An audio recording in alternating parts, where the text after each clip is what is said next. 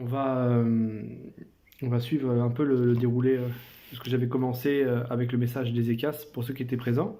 Je ne sais pas si vous vous rappelez, pour certains, ceux qui avaient suivi. On va revenir dans les rois et on va suivre la vie d'un autre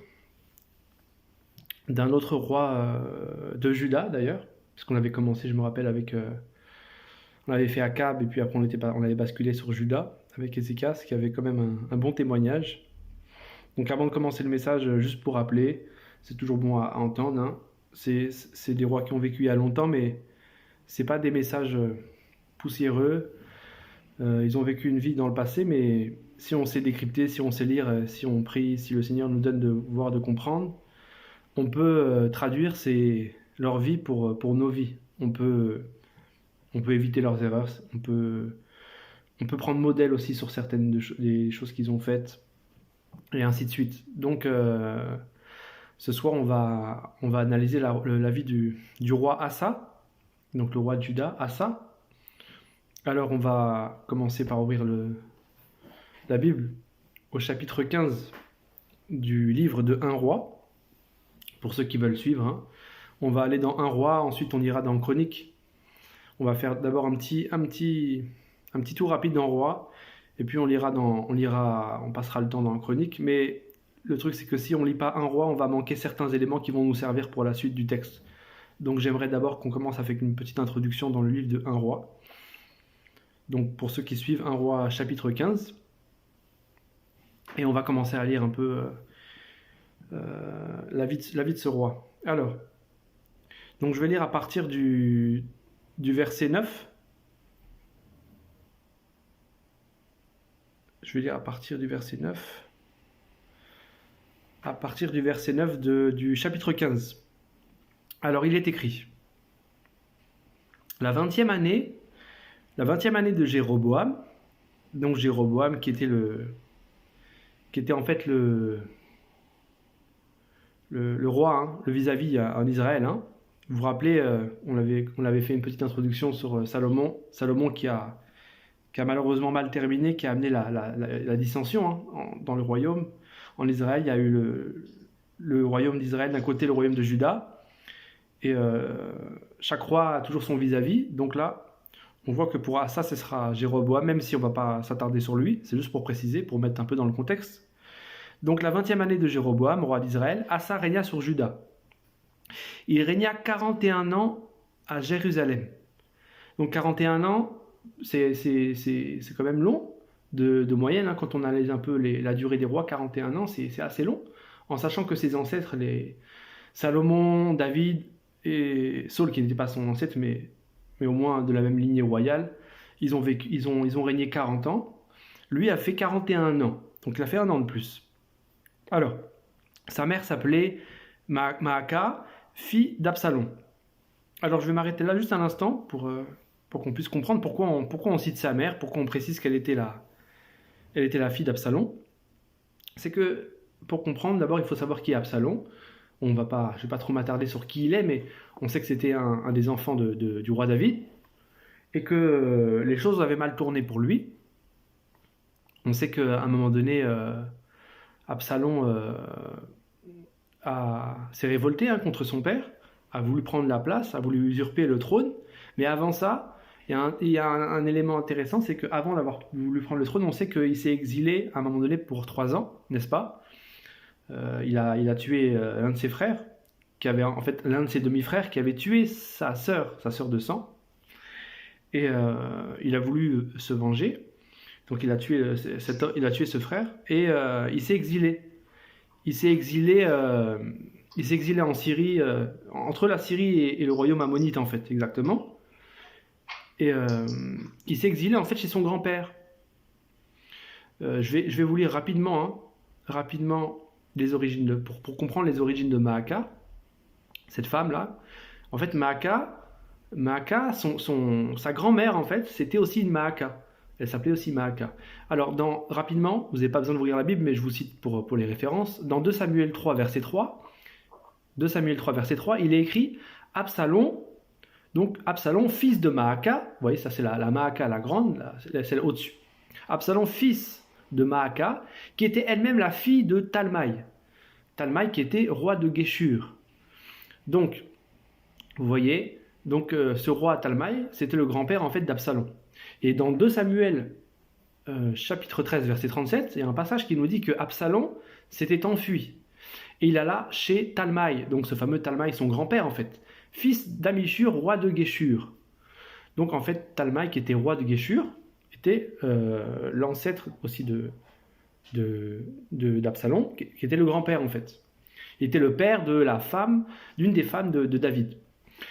Et la suite du verset dit que David pleurait tous les jours son fils. Ça c'est pour contextualiser, mais c'est pas vraiment ce qui nous importe. C'est juste pour montrer ces passages, donner des références, hein, pour dire que je vous envoie pas des informations en l'air. Cet homme-là, le Talmaï, roi de Guéshur, était donc le grand-père d'Absalom. Donc, Absalom, il a fait un stage là-bas. Donc la fille de Talmaï, pour résumer, la fille de Talmaï qui est Maaka, elle est devenue l'épouse de David. Elle est devenue la mère de Tamar et d'Absalom. On sait que lorsqu'Absalom a tué son frère Amnon, il s'est enfui à la cour de son grand-père, Talmaï, pendant 3 ans. Donc, on voit qu'il a mal tourné, l'Absalom, là. Peut-être qu'il n'avait pas forcément ce cœur-là à son départ. Il est parti parce qu'il avait peur. Il a pris la fuite. Lui, il voulait juste venger sa sœur.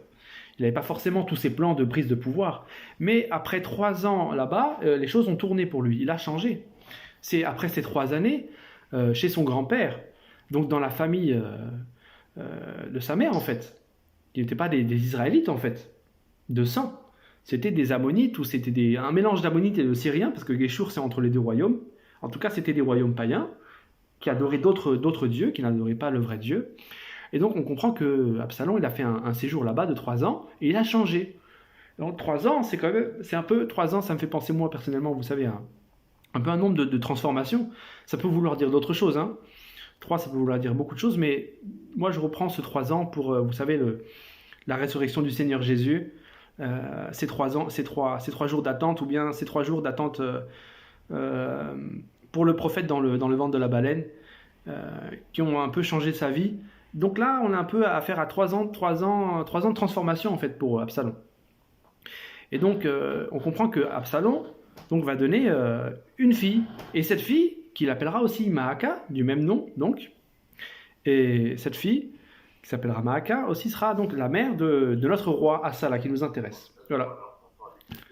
C'était juste pour retracer un petit peu, qu'on puisse un peu retracer qui est Maaka et pourquoi en fait cette femme est, on va le voir, est mauvaise et a influencé négativement le royaume de Juda et a mis un peu son empreinte négative. Donc, on va reprendre au verset 10. Donc, Asa régna 41 ans à Jérusalem. Sa mère s'appelait Maaka, fille d'Absalom. Donc on a vu un peu le contexte de qui était Absalom. Hein. Asa fit ce qui est droit aux yeux de l'Éternel, comme David son père. Asa fit ce qui est droit aux yeux de l'Éternel, comme David son père.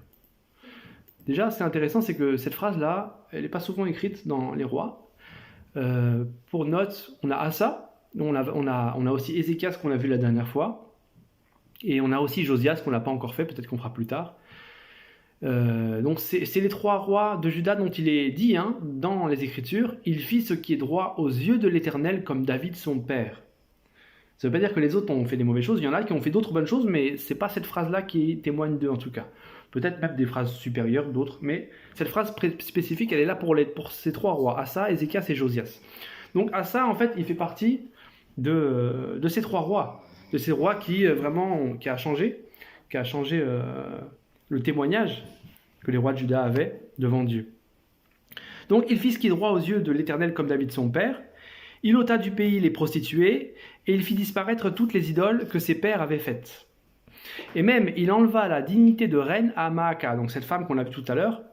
Il a destitué sa mère parce qu'elle avait fait une idole pour Astarté. Donc elle adorait les faux dieux, comme on l'a vu tout à l'heure. On comprend de maintenant d'où et de pourquoi, d'où ça venait. On comprend maintenant ses origines. Donc Asa abattit son idole et la brûla au torrent de Cédron. Mais, verset 14, mais les hauts lieux ne disparurent point, quoique le cœur d'Asa fût en entier à l'Éternel pendant toute sa vie. Donc ça c'est intéressant. Retenez bien ce passage, ça va nous servir pour la suite, pour comprendre un peu où on va aller.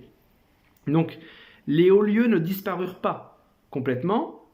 En fait, les hauts lieux qui ne disparurent pas, en fait, ils sont en Israël, ils ne sont pas en Juda. Hein. Ce sera précisé dans le Chronique, mais c'est pour qu'on puisse comprendre. Donc, les hauts lieux, c'est les autels, en fait, les autels sataniques, non? Les autels de ses ancêtres, les autels de ses parents, de son père, de ses arrière-grands-parents. Les autels qui étaient adorés par Abijam, par Roboam, et par Salomon aussi à la fin de sa vie. Tous ces autels-là, en fait, qui avaient été placés, donc par ses ancêtres, ils n'ont pas totalement disparu, quoiqu'il a voulu faire le bien. Mais on va voir plus en détail par la suite. Donc, verset 15, « Il mit dans la maison de l'Éternel les choses consacrées par son père et par lui-même, de l'argent, de l'or et des vases. » Donc, c'était un homme consacré, on va le voir aussi par la suite. En tout cas, on s'arrête juste au verset 16 pour comprendre. On va s'arrêter là pour un roi. Retenez bien, verset 16. Le contexte, il y a eu une guerre entre Asa et Baécha, roi d'Israël, pendant toute leur vie. Donc Baécha, c'est le roi qui va prendre la suite en fait de Jéroboam, même s'il y a eu Nadab entre les deux, qui a une courte, il a régné 2 ans, mais après Baécha va prendre le relais pour Israël. Et donc Baécha et Asa vont se retrouver un peu les ennemis, non? Juda contre Israël. Et là, la phrase nous dit qu'il y a eu guerre entre Asa et Baécha, roi d'Israël, pendant toute leur vie. Donc c'est intéressant de comprendre, parce que Baécha, qu'est-ce que ça veut dire? Baécha, ça veut dire méchant. Donc Baécha, c'est quelqu'un qui est méchant. La signification, la traduction du terme, du mot. Hein. Ça vient aussi d'une racine qui a pour sens de quelque chose qui sent mauvais, quelque chose qui pue, quelque chose qui sent vraiment mauvais. Donc quelqu'un qui est méchant et qui sent mauvais, voilà qui est Baécha en fait. Et on va le voir tout à l'heure, mais je le précise dès maintenant pour qu'on puisse comprendre le sens du message, c'est que Baécha, donc il va faire la guerre toute sa vie à Asa, notre roi là, et il va prendre comme QG la ville de Tirzah. Vous voyez, on le verra plus tard, mais c'est de cette ville-là, en fait, ce sera un peu son QG, cette ville qui est citée, en tout cas, comme la ville où il s'est protégé. Et Tirzah, cette ville, en fait, elle signifie le plaisir. C'est important pour comprendre un peu le message, parce que, donc, ce roi-là qui est méchant, qui représente Israël, qui représente un peu l'adversaire, de Juda, en fait, est méchant, et au service, en fait, du plaisir. Ce plaisir-là, pour nous, dans ce texte, en référence à nos vies de chrétiens, d'enfants de Dieu d'aujourd'hui, en fait, il n'y a rien d'autre que les plaisirs du monde. Les plaisirs mondains, les plaisirs du monde. La convoitise des yeux, la convoitise de la chair. Les choses du monde, l'amour des choses du monde. Donc, en fait, voilà ce roi-là d'Israël qui est en fait l'émissaire, qui est juste un laquais, un larbin, un homme méchant au service du monde, au service de l'amour et des plaisirs du monde. Et donc, si on essaie de comprendre cette phrase maintenant, du verset 16, il y eut guerre entre Asa et Baécha, roi d'Israël, pendant toute leur vie, on comprend en fait que ça veut dire que les plaisirs du monde ont fait la guerre à l'âme d'Asa toute sa vie. Voilà ce que ça veut dire en fait, la traduction. Et ça nous fait penser un peu, vous savez, à ce passage dans, je cite un Pierre chapitre 2 verset 11, il écrit « Bien-aimés, je vous exhorte comme étrangers et voyageurs sur la terre, comme était Asa aussi, comme nous le sommes aussi nous, étrangers et voyageurs sur la terre, à vous abstenir des convoitises charnelles qui font la guerre à l'âme. » Donc voilà, Asa qui est là, qui vit comme nous, et son âme est tourmentée, son âme des fois est tentée par les plaisirs du monde. Et les plaisirs du monde vont faire la guerre à cet homme, de la même manière que les plaisirs du monde, l'amour du monde, les tentations qui viennent de ce monde, nous font la guerre aussi, nous, enfants de Dieu, elles font la guerre à nos âmes. Ça, c'est pour comprendre ce qui va se dérouler par la suite. Donc ça, c'était pour la petite introduction, pour qu'on puisse comprendre. On va reprendre un peu dans le passé maintenant, et on va aller dans Chronique. On va rester dans Chronique. On va prendre Chronique, et on va commencer à lire à partir du chapitre 14. Donc on va aller dans 2 Chroniques exactement, pour ceux qui veulent suivre avec les Écritures devant les yeux. Donc ouvrez à 2 Chroniques, chapitre 14. Donc je vais lire à partir du verset 1. Donc on va revenir un peu sur ce qui a été dit, mais c'est pas grave, on a eu quelques éléments qui vont nous permettre de mieux comprendre. Donc Asa fit ce qui est bien et droit aux yeux de l'Éternel, son Dieu. Donc il fit disparaître les autels de l'étranger et les hauts lieux. Il brisa les statues et abattit les idoles. Donc il fait le ménage. Il ordonna à Juda de rechercher l'Éternel, le Dieu de ses pères, et de pratiquer la loi et les commandements. Il fit disparaître de toutes les villes de Juda les hauts lieux. Vous voyez, donc de Juda, ça c'est parti. Et les statues consacrées au soleil. Et le royaume fut en repos devant lui. Donc il n'y a pas de contradiction, hein, il a vraiment fait disparaître toutes les villes de Juda les hauts lieux. Mais tout à l'heure on a vu qu'il restait des hauts lieux. C'est qu'en fait c'est les hauts lieux qui sont en Israël, pas en Juda. Voilà pourquoi il n'y a pas vraiment de contradiction. Et le royaume fut en repos devant lui. Donc cet homme-là revient à Dieu. C'est un homme qui se convertit, qui fait du ménage dans sa vie, qui se sanctifie, qui vient à son Dieu, qui cherche à pratiquer la loi de Dieu, donc qui vit dans la parole de Dieu, en obéissance à Dieu. Chapitre 5, verset 5, excusez-moi, verset 5, il bâtit des villes fortes en Juda. Il bâtit des villes fortes en Juda, car le pays fut tranquille, et il n'y eut pas de guerre contre lui pendant ces années-là, parce que l'Éternel lui donna du repos. Et il dit à Juda, bâtissons ces villes, et entourons-les de murs, de tours, de portes et de barres. Le pays est encore devant nous, car nous avons recherché l'Éternel, notre Dieu, nous l'avons recherché, et il nous a donné du repos de tous côtés. Ils bâtirent donc et réussirent. Ce qui est intéressant, c'est qu'on se rappelle un peu, vous vous rappelez lors du dernier message, j'avais fait un peu une aparté sur ces fameuses villes-là de Juda, d'Israël, peu importe même leur donnée géographique, à bien comprendre que les villes ici, dans ces récits, pour nous, elles symbolisent en fait des éléments de nos pensées, les éléments qui se trouvent dans l'âme de l'homme. Donc, on sait que l'âme de l'homme, son intellect, la mémoire de l'homme est remplie de pensées. La parole parle de bastions, de forteresses, n'est-ce pas? Donc ces forteresses de pensée, ces bastions de pensée, ces traditions, ces mentalités, ces pensées, toutes ces choses-là qui imbriquent, qui sont fabriquées, qui permettent qu'on puisse raisonner, comprendre, parler, penser, elles sont représentées dans ce texte par des villes. Donc soit la ville est bonne, soit la ville est mauvaise. Soit la ville est remplie de fausses doctrines, soit la ville est remplie de la saine doctrine. Soit la pensée est pure, soit la pensée est impure. Soit la tradition est noble et agréée de Dieu, soit la tradition étouffe la parole de Dieu. Donc toutes ces villes représentent soit des traditions, des mentalités, je disais des réflexions, des pensées. Soit les villes, il faut les renverser pour les reprendre, soit il faut les fortifier parce qu'elles sont bonnes, il faut les protéger. Il faut protéger la parole de Dieu en nous, il faut qu'elle puisse s'ancrer en nous. Si par contre c'est quelque chose de mauvais, si c'est une pensée de l'amour du monde, comme on parlait de l'amour du monde tout à l'heure, alors il faut la renverser, il faut l'étouffer, il faut la détruire cette ville-là. Donc c'est juste un petit rappel pour qu'on puisse comprendre de quoi on parle ici, pour ceux qui n'avaient pas suivi le message. Donc là, ce roi-là, en plus de se sanctifier, bâtit des villes. Et il les entoure, il les protège. Donc en fait, il est en train de s'asseoir en fait, dans la parole de Dieu. Il est en train de remplir son âme de l'Esprit de Dieu. Il est en train de renouveler son âme par l'Esprit de Dieu. C'est une âme qui devient renouvelée. On a affaire à un chrétien qui a avancé, qui se sanctifie et qui grandit dans la parole de Dieu et son âme est pure. Voilà en fait le portrait de cet homme à ce moment-là. Parce que ça va changer. Mais pas encore, pas tout de suite. Donc, verset 7, pour continuer. Asa avait une grande armée de 300 000 hommes de Juda, portant le bouclier et la lance. Et de 280 000 de Benjamin portant le bouclier, tirant l'arc, tous vaillants hommes. Donc ça fait à peu près 180 000 hommes. Hein. Il avait à peu près 180 000 hommes à ça.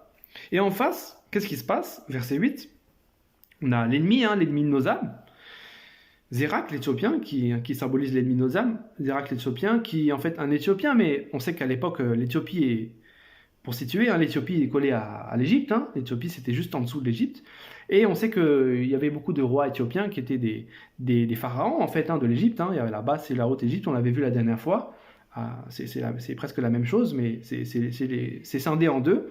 Et donc ce Zérak éthiopien était en fait un pharaon de l'époque, qui avait pouvoir sur la Haute-Égypte. Alors Zérak l'Éthiopien, qui est donc un pharaon en fait, ou un général, ou un roi pharaon, en fait, on sait que le pharaon et l'Égypte représentent le domaine satanique, n'est-ce pas?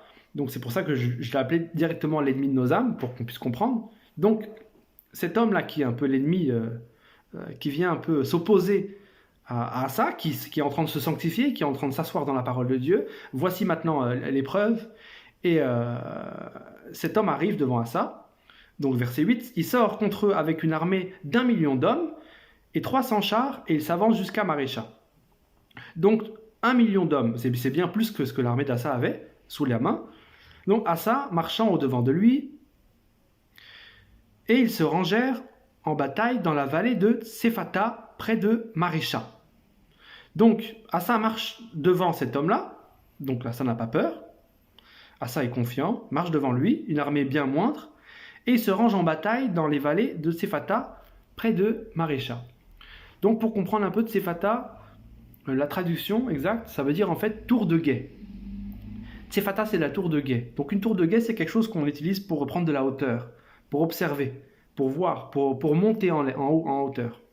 Donc c'est intéressant, c'est que Asa, cette fois-ci, face à l'adversité, face à la difficulté, parce qu'il y a quand même une armée bien plus nombreuse que la sienne, il décide de prendre de la hauteur. Il ne prend pas la fuite, il prend la hauteur. Donc pour nous, ça symboliserait la prière, non?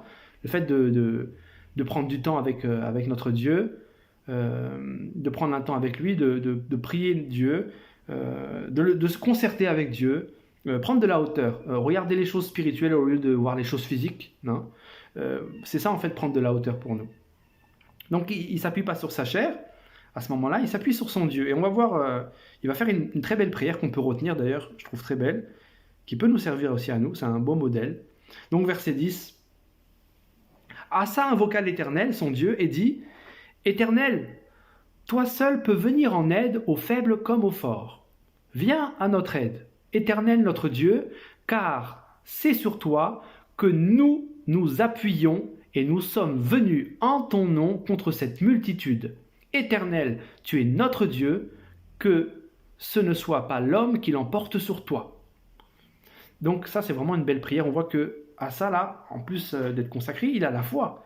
Et il s'appuie sur Dieu, il est dans les hauteurs, et il prend une bonne position. Il dit à Dieu que s'il m'attaque, c'est toi qui t'attaques en fait, c'est pas moi. Donc Asa prend vraiment la bonne position, fait la bonne chose, il prend la bonne part là, et il se confie en Dieu. Il ne se confie pas en lui-même, il ne se confie pas en sa force. Il a confiance en Dieu, parce qu'il aurait pu fuir aussi. Hein, il aurait pu partir en courant. Il aurait pu se... Non, c'est marqué, hein, rappelez-vous, hein, Asa marcha au-devant de lui et il se rangeait en bataille. Donc il ne s'est pas fortifié à Jérusalem. Hein. Il n'a pas fait comme notre ami Ézéchias. Lui, il va en marche de bataille devant l'ennemi. Il me fait un peu penser, vous savez, à David, son ancêtre, qui allait devant le Philistin, devant Goliath. C'est un peu la même chose. Il fait confiance en Dieu. Ce combat, ce n'est pas son combat, c'est le combat de Dieu. Il représente Dieu, mais il a foi en son Dieu. Et Dieu répond à sa prière de foi. Cet homme qui est consacré, qui place sa foi en Dieu, ben Dieu répond à une telle prière. Verset 11, « L'Éternel frappa les Éthiopiens devant Asa et devant Juda, et les Éthiopiens prirent la fuite. Asa et le peuple qui était avec lui les poursuivirent jusqu'à Guérar, et les Éthiopiens tombèrent sans pouvoir sauver leur vie, car ils furent détruits par l'Éternel et par son armée. Asa et son peuple firent un très grand butin. » Donc ils ont gagné. Ils frappèrent toutes les villes des environs de Guérar, car la terreur de l'Éternel s'était emparée d'elles, et ils pillèrent toutes les villes dont les dépouilles furent considérables. Ils frappèrent aussi les tentes des troupeaux, et ils emmenèrent une grande quantité de brebis et de chameaux, puis ils retournèrent à Jérusalem. Donc si on recontextualise, rappelez-vous, avec cette histoire des villes, on comprend qu'après cette victoire que Dieu leur accorde, c'est la victoire de Dieu, après cette victoire que Dieu leur accorde, Asa récupère du territoire dans son âme. Asa s'est confié en Dieu pour ce défi qu'il a eu dans sa vie. Ça peut être un défi divers pour nous qui lisons ce texte. Ce n'est pas forcément une bataille militaire, mais ça peut être une bataille de foi vis-à-vis d'une épreuve, d'un conflit, d'un problème, d'un souci qui arrive dans nos vies. Peu importe la bataille que nous menons, elles sont différentes. Mais ce qui est intéressant, c'est que voir cet homme-là, le fait qu'il s'est appuyé sur Dieu et pas sur lui-même, Dieu lui a accordé cette victoire-là, et après même la victoire, lui a permis de reconquérir du territoire dans sa vie. Donc Asa, dans son âme, a reconquéri du territoire. Dieu lui a accordé d'autres bénédictions qui étaient pour l'instant inaccessibles à son âme. Donc il a renouvelé encore plus sa pensée. Certainement, il a eu d'autres bénédictions. Ça peut être, peu importe le type de bénédiction, spirituelle, matérielle, peu importe. Ça diffère pour chacun d'entre nous, mais comprenons en tout cas qu'il a été béni.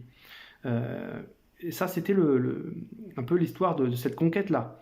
Donc, à partir du chapitre 15, on va voir ce que Dieu va adresser comme message à cet homme, qui pour l'instant marche droit. Donc, verset 15, il est écrit, verset 1, « L'Esprit de Dieu fut sur Azaria, fils d'Obed. Et Azaria alla au-devant d'Assa, et lui dit, « Écoute-moi, Assa, et tout Juda et Benjamin. L'Éternel est avec vous quand vous êtes avec lui. Si vous le cherchez, vous le trouverez. Mais si vous l'abandonnez, il vous abandonnera. » Pendant longtemps, il n'y a eu pour Israël ni vrai Dieu, ni sacrificateur qui enseignait la loi, pardon. Mais au sein de leur détresse, ils sont retournés à l'Éternel, le Dieu d'Israël. Ils l'ont cherché et ils l'ont trouvé. Dans ces temps-là, point de sécurité pour ceux qui allaient et venaient, car il y avait de grands troubles parmi tous les habitants du pays.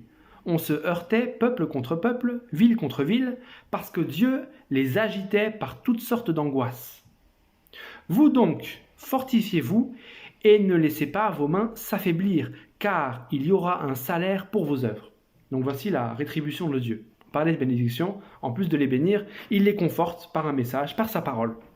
Et maintenant, ce peuple, et Assa particulièrement, qui est l'homme qui dirige ce peuple, donc qui est un peu notre représentation de notre chrétien là qu'on aperçoit dans ce texte.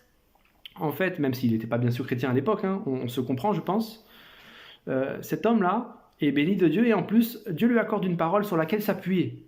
Il lui dit, si tu continues comme tu le fais, je serai avec toi, je te protégerai. Tant que tu seras avec moi, je serai avec toi.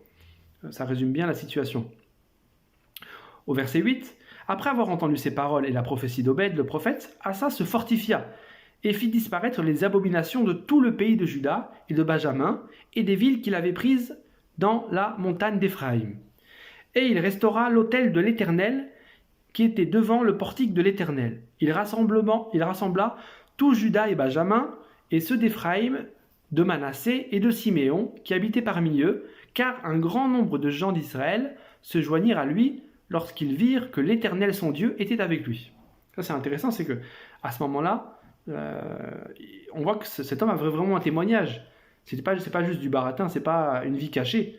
Il était tellement une lumière qu'il a attiré même les peuples qui étaient du royaume d'Israël. On sait que il y avait Juda et Israël. D'un côté, on avait Juda avec, c'est vrai, certains de Benjamin qui étaient quand même avec Juda, mais pour le reste, toutes les nations d'Israël étaient ensemble. Et là, on a un élément fort, c'est qu'on a même certaines tribus qui viennent même du côté de Juda. C'est un élément assez rare dans ces histoires de rois. C'est important de le noter. Donc verset 10, « Ils s'assemblèrent à Jérusalem le 3e mois de la 15e année du règne d'Assa. Ce jour-là, ils sacrifièrent à l'Éternel sur le butin qu'ils avaient amené. » Donc ces fameuses villes qu'ils ont prises, ils font un sacrifice, ils font une offrande. 700 bœufs et 7000 brebis. Donc on a le 7 à chaque fois. 7 qui est ce nombre parfait, non? Donc c'est comme un peu une offrande parfaite qui est faite à Dieu. En tout cas, si elle est parfaite selon Dieu, c'est qu'elle est agréée de Dieu. Si Dieu nous permet de lire ce message, c'est pour comprendre qu'en fait, Dieu a agréé leur sacrifice, Dieu a agréé leurs offrandes, leurs actions de grâce. Dieu a aimé ce qui s'est déroulé en tout cas. Et verset 12, ils prirent l'engagement de chercher l'Éternel, le Dieu de leur père, de tout leur cœur et de toutes leurs âmes. Donc de tout leur cœur et de toutes leurs âmes. Et quiconque ne chercherait pas l'Éternel, le Dieu d'Israël, devait être mis à mort, petit ou grand, homme ou femme. Donc mis à mort. Donc pour l'époque, c'était la mise à mort, parce qu'ils étaient sous la loi. Ils étaient sous la loi de Moïse, mais pour nous, nous ne sommes plus sous la loi de Moïse, nous sommes en Jésus-Christ. Et pour nous, ce texte a une valeur symbolique spirituelle et non pas physique. Donc si on doit le voir spirituellement, on comprend qu'en fait, quelqu'un qui ne chercherait pas Dieu de tout son être, de tout son cœur, de toute son âme, en fait serait mis à mort, mais non pas physiquement bien sûr, mais spirituellement. Donc quelqu'un qui ne cherche pas Dieu au quotidien de tout son cœur est voué en fait à une mort spirituelle. D'une certaine manière, il est voué à une mort spirituelle. Pas forcément instantanée, mais il est voué à une mort, à un déroulé. Il est voué à ce que sa vie disparaisse, sa vie spirituelle s'effrite, s'éteigne et disparaisse. Donc, c'est un engagement que ces hommes ont pris et c'est un message aussi pour nous, un encouragement à toujours nous rapprocher de Dieu, même dans les moments difficiles, et même après les victoires aussi, parce que là c'était après une victoire, hein, d'aimer Dieu de tout notre cœur, sous peine de mourir spirituellement. Verset 14. Ils jurèrent fidélité à l'Éternel à voix haute, avec des cris de joie, et au son des trompettes et des cors. Tout Juda se réjouit de ce serment, car ils avaient juré de tout leur cœur, ils avaient cherché l'Éternel de plein gré, ça c'est important, de plein gré, personne ne les a forcés.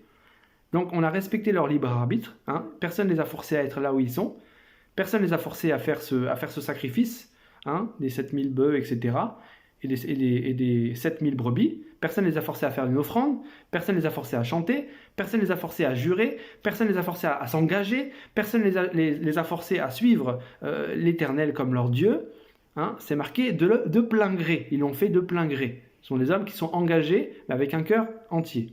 Et ils l'avaient trouvé, et l'Éternel leur donna du repos de tous côtés. Donc voici le résultat. Quand quelqu'un s'engage de son plein gré, avec un cœur sincère, avec une offrande sincère et tout ce qui va avec, l'Éternel te met en repos de tous côtés. Ce n'est pas forcément le repos physique, hein, mais c'est un repos spirituel. Tu auras encore des épreuves, et tu en auras toute ta vie, mais l'Éternel te promet un repos intérieur, un repos intérieur de tous côtés. Verset 16, le roi Asa enleva même à Maaka, sa mère, donc on l'avait vu, rappelez-vous, quand on avait fait le livre de roi, hein, mais là on a un peu plus en détail, le roi Asa enleva même à Maaka, sa mère, la dignité de reine. Cette femme qui vient donc d'Absalom, qui a amené en fait les pratiques païennes, hein, parce qu'elle avait fait une idole pour Astarté. Asa a bâti son idole, donc son autel, qu'il réduisit en poussière et la brûla au torrent du Cédron. Mais les hauts lieux ne disparurent point d'Israël. Vous voyez, les hauts lieux, là on a l'explication du passage dans un roi. Donc, mais les hauts lieux ne disparurent pas d'Israël. Et donc ils ont disparu de Juda, mais pas d'Israël, pas des alentours. Et rappelez-vous que là, ils sont rassemblés en tant que peuple de Juda, mais il y a aussi certains qui sont aussi d'Israël. Hein. On l'a vu tout à l'heure, hein, vous vous rappelez? Des Manassé, Ephraïm, Benjamin, certains de Siméon. Donc, eux, ils n'ont pas fait disparaître leurs autels. Et ils sont tous là ensemble. Donc, ça pourrait poser problème pour la suite. Asa a bâti son idole, qu'il réduisit en poussière donc, et la brûla au torrent de Cédron. Mais les hauts lieux ne disparurent point d'Israël, quoique le cœur d'Asa fut en entier à l'Éternel pendant toute sa vie. Donc c'est intéressant.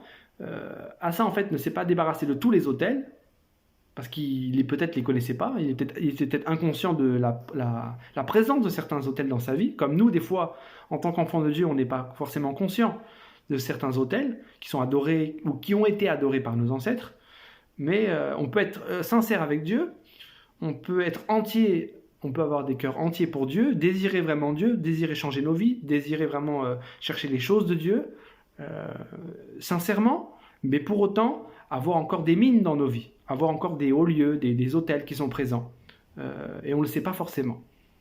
Et c'est dangereux, mais on va le voir par la suite. Donc, verset 18, « Il mit dans la maison de Dieu les choses consacrées par son père et par lui-même, de l'argent, de l'or et des vases. Il n'y eut point de guerre jusqu'à la 35e année du règne d'Asa. » Donc, on voit que Asa là, consacre même certaines parts du butin qu'il a eu lors de ces fameuses prises de ville, hein, contre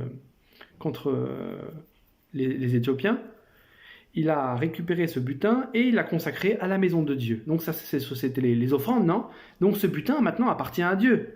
Ce butin a été consacré, il a été voué pour Dieu, il est donné à Dieu, c'est un don de consécration, de sanctification. C'est une action de grâce qui est faite à Dieu. Et maintenant, ces biens sont gardés dans la maison de Dieu.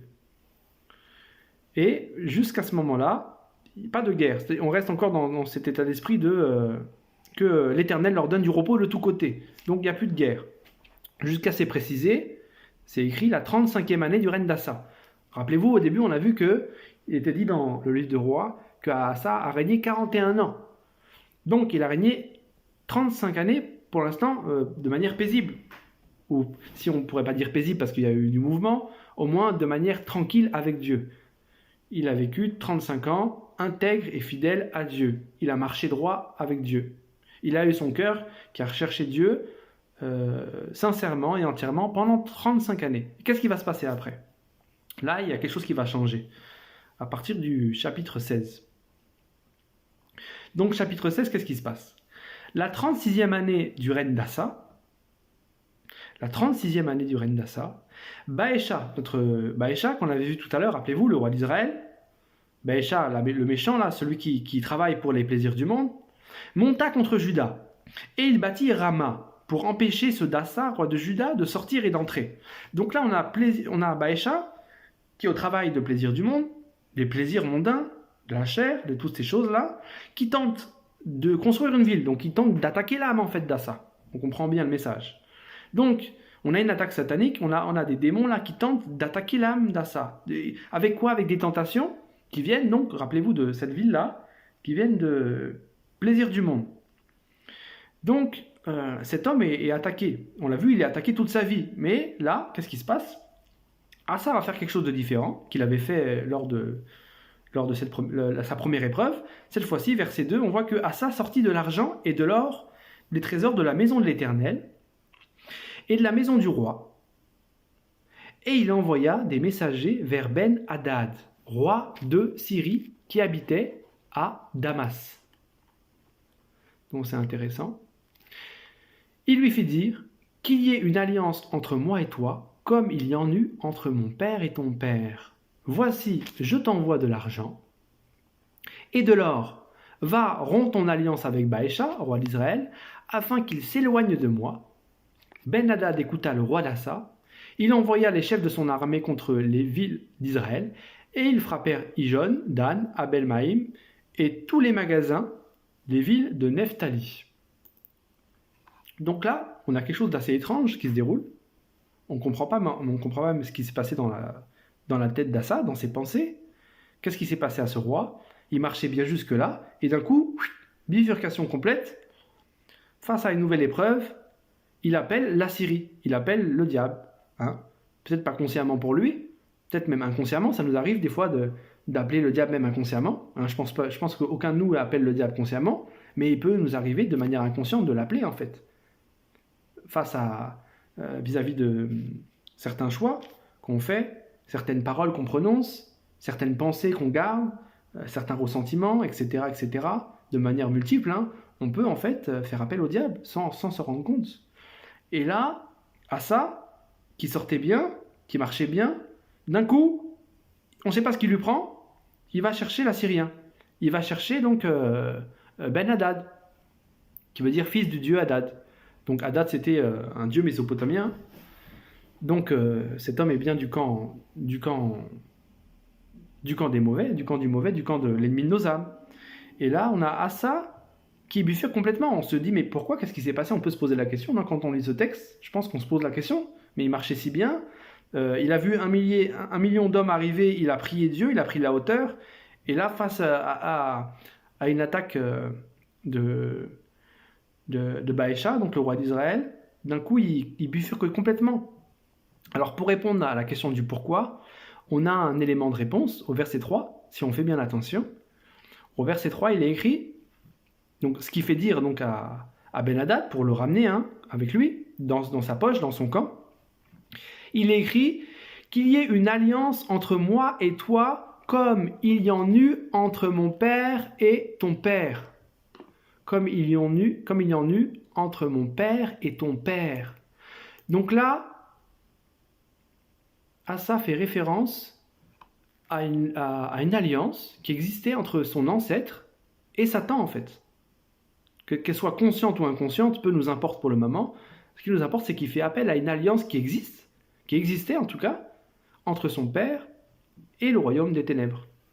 Et là, on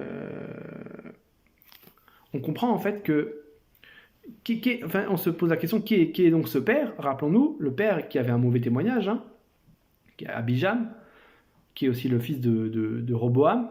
Donc le témoignage de ce fameux père qui avait une alliance, on va voir ce que les Écritures disent de lui, quel est le témoignage qui lui est rendu, dans 1 Roi, chapitre 15, verset 3. 1 Roi, chapitre 15, verset 3. Pour Abijam, il est écrit « Il se livra à tous les péchés que son père avait commis avant lui. » Voilà le témoignage de cet homme. Donc, rappelez-vous, le témoignage d'Asa était bien meilleur. Hein. Mais ce que l'Écriture dit d'Abijam, en tout cas, et de Roboam, en tout cas, d'Abijam, c'est qu'il se livra à tous les péchés que son père avait commis avant lui. Voilà ce témoignage. Donc là, on a Asa qui appelle le roi d'Assyrie et qui lui dit qu'il y ait une alliance entre moi et toi, comme il y en eut entre mon père et ton père. Donc ça nous fait comprendre quoi? Pourquoi en fait Asa d'un coup a changé de comportement, ne s'est pas appuyé sur Dieu? C'est qu'en fait il y a quelque chose qui n'était pas nettoyé dans sa vie. Il y avait encore donc une place forte, il y avait encore un autel qui appartient à ses ancêtres, qui a agi à ce moment-là. Il y avait un lien de famille. On en parlait lors du dernier message de dimanche avec l'apôtre Antoine de ce sujet-là sur les liens de famille. Ben là, on est en plein dedans. Les liens de famille entre les parents et les grands-parents, les arrière-grands-parents, sur 4 générations et ainsi de suite.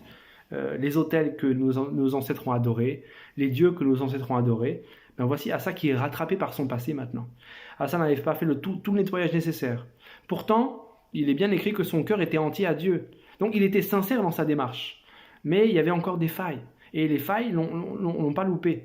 Elles l'ont pas loupé parce qu'il était complètement harcelé. Rappelez-vous, il est tombé dans la faille au moment donné où Baécha, roi d'Israël, monte contre lui pour bâtir une nouvelle ville. Donc Baécha, rappelez-vous, qui travaille pour l'amour du monde, pour les plaisirs du monde. Donc face aux constantes attaques de nos âmes, de ce monde hein, par les yeux, par la vue, par l'ouïe, par ce qu'on peut toucher, par ce qu'on peut entendre. Ce monde est mauvais et veut nous polluer constamment. Et si on ne prend pas garde, certaines choses de notre passé peuvent ressurgir face à ces moments de faiblesse. Et voilà ce qui s'est passé pour lui. Donc, verset 5, lorsque Baécha l'a pris, parce que finalement, le roi de la Syrie a accepté hein, l'alliance, hein. Quand on appelle le diable, il est content, il en profite, même si après les dégâts sont terribles. En tout cas, le roi de la Syrie a accepté. Verset 5, lorsque Baécha l'a pris, il cessa de bâtir Rama, donc cette fameuse ville qu'il avait tentée pour bloquer un peu le royaume de Juda. Il cessa de bâtir Rama et interrompit ses travaux. Si on revient rapidement, juste, c'est important pour appuyer ce que je vous avais dit. Vous voyez, si on va dans 1 roi, chapitre 15, ce qu'on avait commencé, l'intro, si on va au verset 21, on a plus de précision. Il écrit, lorsque Baécha l'a pris, il cessa de bâtir Rama, et il est expliqué, et il resta à Tirtsa. Donc cette fameuse ville, je vous avais dit, qui veut dire en fait le plaisir. Donc Baécha revient dans son QG. Voilà, c'est juste pour préciser, pour plus de précision sur ce qui se passe en fait réellement. Parce qu'on n'a pas cet élément-là et c'est pas noté dans Chronique. Donc on revient dans 2 Chroniques, chapitre 16, verset 6. Le roi Asa occupa tout Juda à emporter les pierres et le bois que Baécha employait à la construction de Rama, et il s'en servit pour bâtir Geba et Mitzpah. Donc c'est vrai, Asa vient de gagner, hein, mais il a gagné en faisant concourir une force obscure en fait. Il s'en est peut-être pas rendu compte à ce moment-là. Malheureusement, il a péché, on va le voir après, mais en tout cas, dans son péché, il a un gain, il récupère cette ville qui était bâtie par les plaisirs du monde, et il va faire une erreur, hein. Il va récupérer les pierres et le bois. Donc il veut récupérer tout ce que ces gens ont laissé sur le coup pour bâtir cette ville, les pierres, le bois, tous les offices de construction, les bâtiments, tout ce qui a servi pour construire cette ville. Ils vont récupérer ces éléments-là, et il va vouloir les recycler, non? Il va vouloir recycler ces éléments-là. Et pour bâtir Geba et Mitzpah. Mais si on comprend bien, il est en train de récupérer en fait des pensées du plaisir du monde. Il est en train de récupérer des tentations du monde pour bâtir d'autres éléments dans sa pensée. Parce que si cette ville-là, elle est pourrie et il récupère des éléments de cette ville pour bâtir donc Geba et Mitzpah, en fait, maintenant qu'il a péché, il fait des bêtises. Il a plus le discernement. Cet homme n'a plus le discernement en fait. Et il commence à prendre soit ça pourrait être des fausses doctrines, ça peut être des mensonges. Et il se sert de fausses doctrines, et avec ces fausses doctrines-là, qu'il a récupérées sur cette ville-là, il va construire dans sa pensée, dans sa mentalité, d'autres éléments de pensée, mais qui seront aussi souillés, qui seront pourris. Donc on comprend que cet homme a péché, parce qu'il commence à glisser. Verset 7, dans ce temps-là, Ananie le voyant, donc ça c'est la réponse de Dieu, ne se fait pas attendre, hein. La réponse de Dieu ne se fait pas attendre, comme on l'a vu dans Ézéchias, rappelez-vous, quand il avait péché, la réponse de Dieu ne s'est pas fait attendre non plus. Au travers d'Ésaïe, hein, Dieu s'était adressé au roi. De la même manière, Dieu se sert des hommes pour parler à ses rois, et Dieu va lui accorder un message.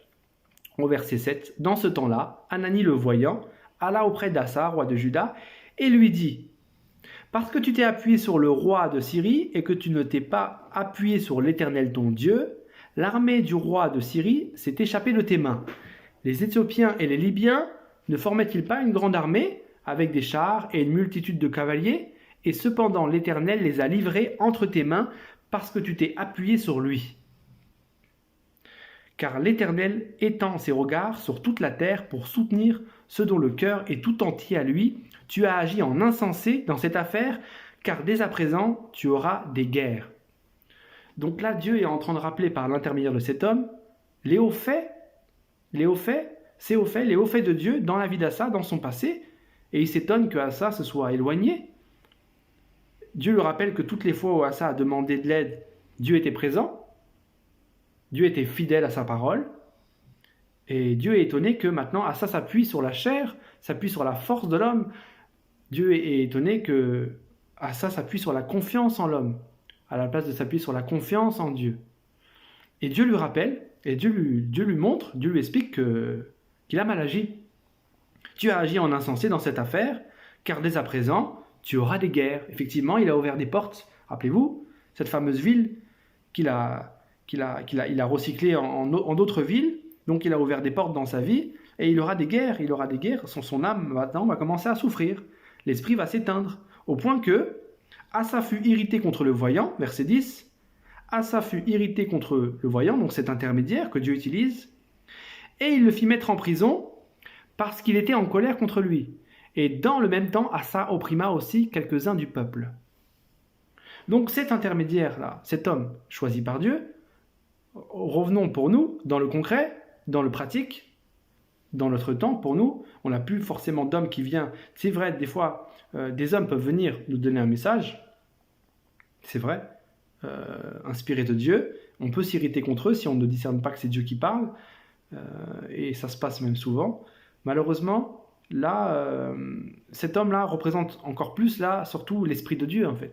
Si on y réfléchit bien, cet homme est l'intermédiaire, en fait, de Dieu. Et en fait, ce voyant, c'est l'Esprit de Dieu pour nous. Et donc, Assa était irrité contre le message que Dieu lui donne, et il fit mettre cet homme en prison. On ne peut pas mettre le pasteur et le frère ou la sœur qui vient nous apporter un message en prison. Mais quand il est parlé de prison, il est parlé en fait de l'Esprit de Dieu. Parce que c'est ce qu'on fait des fois. Des fois, on met l'Esprit de Dieu en prison. On étouffe le Saint-Esprit. On attriste le Saint-Esprit face à nos réactions. Donc là, l'irritation d'Assa, en fait, ça a étouffé l'Esprit de Dieu dans sa vie. Ça a blessé l'Esprit de Dieu. Et Assa, donc, a mis l'Esprit de Dieu en prison. Il l'a mis de côté. Il a mis de côté l'Esprit de Dieu. Donc, vous voyez, petit à petit, la vie de cet homme dégringolée. Une erreur en amène une autre, et une autre, et une autre. Et là, on a vraiment un homme qui glisse. Pourtant, qui marchait si droit au début. Et face à cet état qui change, on ne s'étonne pas que son comportement change. Il est écrit qu'il opprima quelques-uns du peuple. Donc à ce moment-là, il commence à opprimer les gens qui sont auprès de lui, qui sont autour de lui. Donc il change de caractère, il change de comportement, il change d'état d'esprit. Voilà un homme qui change. Verset 11. Les actions d'Assa, les premières et les dernières, sont écrites dans le livre des rois de Juda et d'Israël. La 39e année, donc 39e année, rappelez-vous, il a régné 41 ans, on est proche de la fin pour lui. La 39e année de son règne, Assa eut les pieds malades au point d'éprouver de grandes souffrances. Donc c'est même pas souffrance, c'est marqué grande souffrance. Donc si la Bible parle de grande souffrance, c'est qu'il a dû souffrir. On s'en rend peut-être pas compte quand on lit deux phrases comme ça, mais quand un homme souffre, il souffre. Peut-être que 2 phrases, c'est peut-être pas assez pour expliquer la souffrance qu'il a vécue, mais si la Bible parle de grande souffrance, il faut essayer de se mettre à sa place. Cet homme a dû souffrir en fait. Donc ses pieds malades l'ont fait souffrir. Mais même pendant sa maladie, il est écrit que même pendant sa maladie, même pendant donc, ses grandes souffrances, même pendant sa grande souffrance, même pendant que cette âme souffrait, il est écrit, il ne chercha pas l'Éternel, mais il consulta les médecins. C'est terrible. Asa se coucha avec ses pères, et il mourut la 41e année de son règne. On l'enterra dans le sépulcre qu'il s'était creusé dans la ville de David. On le coucha sur un lit qu'on avait garni d'aromates et de parfums préparés selon l'art du parfumeur, et l'on en brûla en son honneur une quantité très considérable. C'est terrible. Il ne chercha pas l'Éternel, mais il consulta les médecins. Vous voyez ? Donc il n'a plus fait confiance à Dieu en fait. Il a oublié Dieu. Il s'est appuyé maintenant sur l'homme et non plus sur Dieu. Il a fait confiance dans les capacités de l'homme, mais plus sur Dieu. Pendant 35 années, cet homme a marché droit, il s'est appuyé sur Dieu, il s'est sanctifié, il a cherché Dieu, il s'est engagé aussi auprès de Dieu, il a engagé aussi son peuple auprès de Dieu, il a guidé aussi son peuple, il était un guide autour d'hommes et de femmes autour de lui, comme nous aussi on peut être des fois, enfants de Dieu, peu importe notre situation, peu importe notre rang, peu importe où Dieu nous place, Dieu fait en sorte qu'on puisse aussi guider d'autres personnes pendant un certain nombre d'années, être un témoignage pour d'autres autour de nous, être une source d'encouragement pour d'autres frères et sœurs autour de nous. Et après ces 35 ans-là, cet homme, avec toutes ces erreurs en cascade, rappelez-vous qu'ils viennent de ces hôtels de la famille, parce que c'est ça en fait la faille cette fois-ci. Pour Ézéchias, c'était différent, mais là on est sur la vie d'Asa. Et on voit que cette histoire nous ramène à quoi ? Les liens familiaux, les liens de famille, les hôtels de la famille, et ces choses qui toquaient à sa porte, avec une petite faille, une tentation, toutes ces tentations du monde, à un moment donné, c'est tombé, ça a failli, c'est rentré, et quand c'est rentré, ça a tout cassé. Cet homme a commencé à devenir froid, à devenir distant, a commencé à faire des mauvais choix. Avec ces mauvais choix, il s'est refroidi, il a continué à se refroidir, à pécher, à faire des erreurs. Il a accepté certains mensonges dans sa vie a basculé petit à petit, au point que quand l'esprit a commencé à lui parler, à le convaincre de pécher, il s'est mis en colère, il s'est irrité contre Dieu lui-même, et il a terminé comme ça, peut-être au lit, avec ses pieds, en train de souffrir le martyre, avec de la douleur, et à chercher peut-être un réconfort dans les médecins. C'est vraiment triste. Donc vous voyez, c'est juste ce message, c'était au travers de cette vie d'Asa, qui a vécu il y a longtemps, mais ça peut être quand même une source autant d'encouragement que de réconfort aussi, et de mise en garde pour chacun d'entre nous, une mise en garde pour nous montrer que rien n'est acquis, un homme qui marche droit, qui est sincère, qui cherche Dieu de tout son cœur, de toute sa pensée, de toute son âme, comme c'est écrit, rappelez-vous, le témoignage qui lui est donné, vous vous rappelez au début, Asa est avec Ézéchias et Josias, je vous l'avais dit, c'est l'un des 3 rois de Juda dont il est écrit « Il fit ce qui est droit aux yeux de l'Éternel comme David son père ». Donc c'était un homme droit. C'est un beau témoignage. C'est un gars qui était droit. Parce que certains rois, des fois, font des bonnes choses, mais il est écrit d'eux, vous verrez, qu'ils n'ont pas été d'un cœur entier à Dieu. Ils n'avaient pas un cœur entier à l'Éternel. Pourtant, en faisant des bonnes choses, des bonnes œuvres. Mais lui, il est écrit que non, il fit ce qui est droit aux yeux de Dieu. Et vous voyez comme il a terminé. Donc, c'est aussi un message, comme je disais, pour nous ramener au dernier message qu'on avait écouté dimanche. À porter attention à ces choses-là, à faire attention, à avoir le discernement, à demander à Dieu de pouvoir comprendre, voir ce qui s'est déroulé dans nos vies, avant notre naissance, dans le passé, qu'est-ce que nos ancêtres nous ont légué, quelle mentalité ils nous ont légué aussi, les traditions, le système de pensée, les actes, qu'ils soient ouverts ou qu'ils soient cachés, parce que souvent certaines choses sont cachées, mais il est écrit que tout ce qui est caché sera mis en lumière, rien de ce qui est caché ne restera caché, avec Dieu tout peut être mis en lumière, si on demande, Dieu révèle, et c'est pour nous encourager à continuer à demander à Dieu des révélations sur nos vies passées, sur nos ancêtres, à savoir là où il faut renverser, quels sont les autels, quels sont les hauts lieux dans nos vies qui demeurent autour de nous, même inconsciemment. Il serait bon de les renverser et d'avoir l'information pour éviter de tomber dans ce même piège. Donc voilà, merci pour votre écoute, soyez bénis et que le nom de l'Éternel soit béni. Au nom de Jésus-Christ, Amen.